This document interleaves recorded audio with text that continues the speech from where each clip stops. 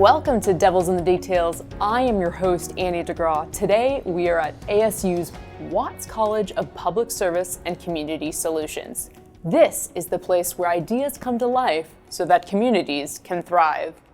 We'll be taking a closer look at the Design Studio for Community Solutions Maryvale 1 Square Mile program. You'll come to see how community solutions can start with simple conversations. The Devils in the Details team went and joined the Design Studio for Community Solutions team out in the field talking to neighbors in Maryvale. Let's take a look. So we're in a neighborhood in Maryvale that is surrounding the Isaac Middle School and the Jerry Colangelo branch of the Boys and Girls Club.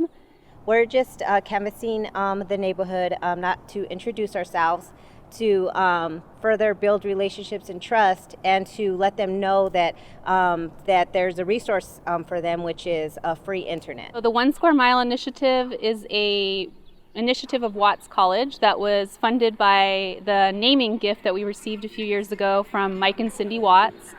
And it is to work in Maryvale and specific geographic areas to learn about the community and help promote grassroots community-led initiatives that help residents reach the goals and aspirations that they have for themselves and their families.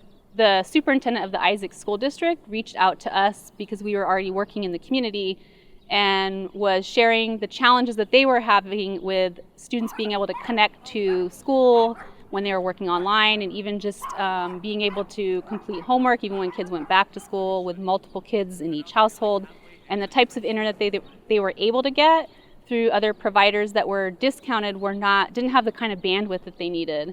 You know, during the shutdown, internet was so important. That's how everyone worked. That's how our kids went to school. That's how learning was happening. And so if you don't have access to internet or good access to internet, it made you fall behind. It made, resources, it made help, it made access to things very difficult. Getting kind of that bill out of their way will really help them to focus on the most important things, which is like school, work.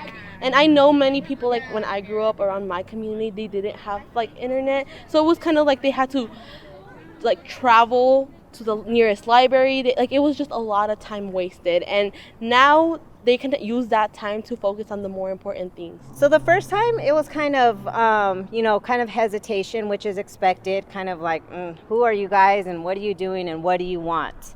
And so, and we totally get that. That's why we understand that building connections and relationships with the community, even when you're from the community, takes time. You move at the speed of trust. Our team that's here that grew up in Maryvale, went to Maryvale High, still live in Maryvale, feel really strongly connected to helping their community. It's also helpful in that trust building because they understand the community, they know what's appropriate or not appropriate, they know how to approach people and understand more about like their goals and their dreams. They needed kind of like that perspective of people from the community, and we were there for that. They got a better understanding from us because they asked us like, oh, so what it's like in that neighborhood, what do they need from us, from your experiences?